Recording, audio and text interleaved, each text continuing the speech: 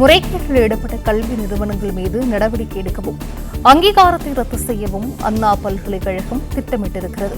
கூடுதல் விவரங்களை செய்தியாளர் பாண்டியராஜன் வழங்கி கேட்கலாம். பாண்டியராஜன், வணக்கம். இது குறித்தான விவரங்கள். அண்ணா பல்கலைக்கழகத்தில் இணைவு பெற்ற கல்லூரிகள் பல கல்லூரிகளில் ஒரே பேராசிரியர்களை பயன்படுத்தி அங்கீகாரம் பெற்றிருப்பதாக குற்றச்சாட்டு எழுந்தது. அதனை அண்ணா பல்கலைக்கழக துணைவேந்தர் ஒப்புக்கொண்டிருக்கிறார். குறிப்பாக முறைகேட்டில் ஈடுபட்டிருக்கக்கூடிய கல்வி நிறுவனங்கள் மற்றும் ஒரு கல்லூரியை தவிர்த்து பல கல்லூரிகளில் பணியாற்றி வந்ததாக அவருடைய தகவல்கள் தெரிவிக்கப்பட்டிருக்கக்கூடிய ஆசிரியர்கள் மீது நடவடிக்கை எடுப்பதற்காக அண்ணா பல்கலைக்கழகம் திட்டமிட்டிருப்பதாக தகவல் வெளியாக இருக்கிறது. மேலும் இது குறித்து விசாரிப்பதற்காக விசாரணை குழு ஒன்றை அமைக்கவும் அண்ணா பல்கலைக்கழகம் திட்டமிட்டிருப்பதாக தகவல் வெளியாக இருக்கிறது.